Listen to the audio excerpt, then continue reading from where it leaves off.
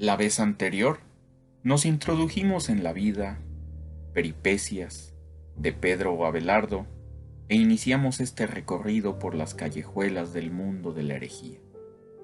En esta ocasión nos inmiscuiremos en interesantes entornos de este tema y hablaremos de la astrología. Te recuerdo que si quieres un saludo, un tema especial o una sugerencia, lo hagas mencionar en la caja de los comentarios.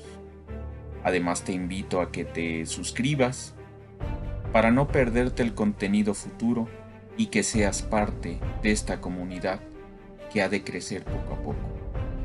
Gracias por tu apoyo. Empezamos.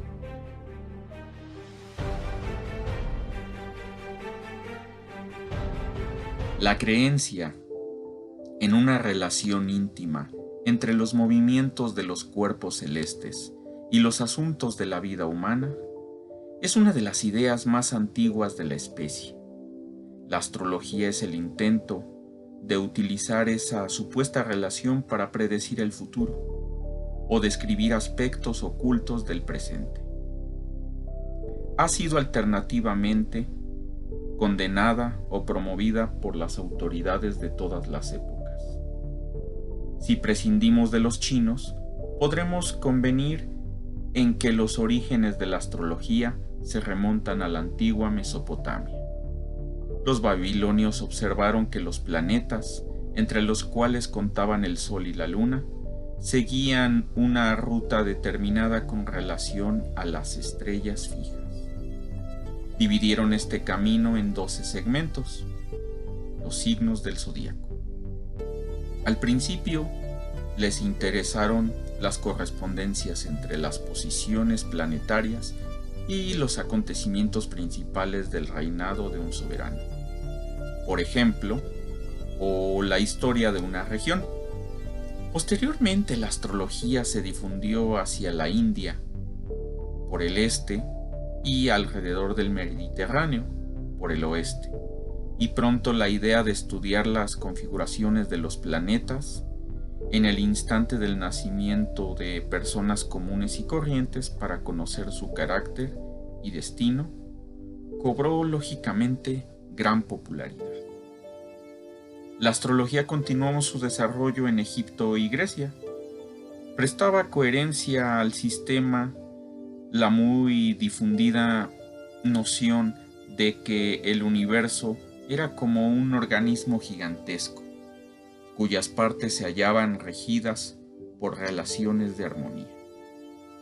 Si el hígado y el cerebro se influyen mutuamente en el cuerpo de un individuo, parece razonable pensar que la luna y la vida de una persona pueden hallarse relacionadas dentro del cuerpo del animal cósmico. En la época imperial romana, lo de trazar horóscopos había llegado a ser una corriente que los principales oráculos del mundo antiguo, como el de Delfos, habían entrado en plena decadencia ante la imposibilidad de competir con los astrólogos. Lo cual no significa que los aceptase todo el mundo. Algunos de los grandes autores romanos como Plinio el Viejo no creían que los astrólogos supieran lo suficiente acerca de las estrellas y los planetas como para ser capaces de predecir nada. La cristiandad tardó más de 3 siglos en establecer una postura oficial en cuanto a la astrología. Para muchos, los primeros cristianos, esta era una práctica pagana que no cuadraba con los seguidores de Cristo. Por ejemplo, en el siglo III, Tertuliano, uno de los padres de la Iglesia, opinaba que la astrología pudo ser tolerable antes del nacimiento de Jesús, pero que después de este hecho, los astrólogos y todas las demás especies de magos quedaban condenados como enemigos de la fe. Formalmente la Iglesia adoptó una condena de la astrología en el concilio de la Odisea en el 364 al 367 aproximadamente. Y pocos años después, los priscilianistas de España fueron acusados de practicarla. Agustín de Hipona, el teólogo influyente del siglo V, se sintió atraído hacia ella de joven, pero luego rechazó por completo a esos impostores que se llaman astrólogos. Según su argumentación, si las estrellas tienen influencia sobre la vida de los hombres, entonces esa influencia está sujeta a la voluntad de Dios, ¿o no? Lo segundo sería postular que las estrellas pueden obrar con independencia de Dios, o sea, una forma de ateísmo que Agustín desde luego rechazaba. Lo primero, si era cierto lo que decían los astrólogos en cuanto a que las estrellas causaban a veces efectos nefastos, también debía rechazarse porque Dios no puede querer el mal. En ambos casos, la creencia en la astrología es errónea y contraria a la religión. A comienzos de la Edad Media, y como resultado de la desaprobación doctrinal, la astrología parecía destinada a desaparecer, al ser casi imposible encontrar en Europa textos que explicasen los detalles del arte. Fue redescubierta por los musulmanes y desde el siglo XIII, cuando se intensificaron los contactos con estos, resucitó en Europa el interés hacia los conocimientos del antiguo mundo grecorromano, por ejemplo, los 4 libros de Ptolomeo. Para entonces la terminología pagana ya no daba tanto miedo a la Iglesia romana, enfrentada a herejías cristianas mucho más peligrosas para ella que el viejo paganismo. En la Baja Edad Media, importantes pensadores cristianos como Tomás de Aquino o Pedro Abelardo, de quien ya hablamos anteriormente, no vieron ningún conflicto entre la influencia de los cuerpos celestiales y el cristianismo, siempre y cuando no se postulase la anulación de la voluntad de Dios o del libre albedrío humano. O mejor dicho, el entusiasmo de Abelardo fue tan grande que puso el nombre de astrolabio, es decir, un instrumento para medir la posición de las estrellas, al hijo que tuvo con Eloísa. Para otras autoridades temían que la creencia en el poder de los planetas rivalizase con la fe en Dios. El obispo Tempier de París condenó la astrología en 1277.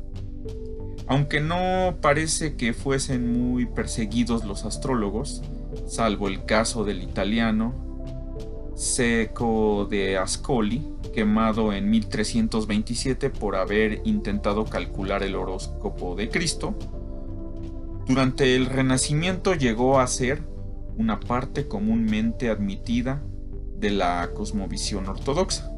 Hasta los papas tenían sus astrólogos particulares. El ocultista italiano Marsilio Ficinio promovió la idea de que convenía atraer y armonizar la influencia espiritual de los planetas para llevar una vida sana. Con esto trataba de evitar la sospecha de que sus espíritus celestes fuesen demonios en realidad. Giovanni Pico de la Mironda admitió las influencias astrales, pero rechazó la posibilidad de parecer el futuro por la observación de las estrellas.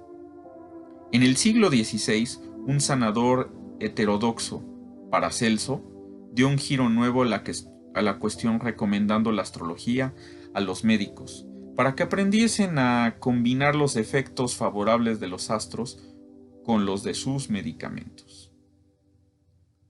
Con los comienzos de la era científica, las evoluciones de los planetas quedaron explicadas por las leyes físicas del movimiento. El universo dejaba de ser un organismo viviente y se pasó a interpretarlo como una gran maquinaria. Tampoco se admitía la existencia de otras relaciones entre la Tierra y los cielos, sino la luz y la fuerza de gravedad. La astrología quedaba considerada como una ciencia de mentiritas. Los cálculos matemáticos habían permitido predecir la existencia de dos planetas: Urano, descubierto en 1781, y Neptuno en 1846, que los astrólogos ni siquiera sospechaban. Lo curioso es que muchos fundadores de la ciencia moderna, como Galileo, Kepler y Newton, también practicaban la astrología. La tendencia empezó a cambiar de signo hacia finales del siglo XIX por influjo de ciertos movimientos como el espiritismo y la teosofía, los cuales señalaban que la perspectiva científica dominante era demasiado limitada para explicar por completo la realidad. En este ambiente resurgió la astrología, promovida principalmente por los seguidores de la magia ritual, que la incluyeron en su magna síntesis de las tradiciones del esoterismo de Occidente. Otro factor que aceleró su retorno fue la aparición, alrededor del año 1930, de horóscopos diarios en la prensa popular de gran tirada. Estas sensaciones alcanzaron enseguida una aceptación inmensa, ante la afectada contrariedad de los astrólogos un poco más rigurosos. En la actualidad, y aunque la ciencia convencional siga negándole la más mínima credibilidad, existe como una noción difusa de la relación profunda entre la vida cotidiana de la gente y los aspectos de los cuerpos celestiales.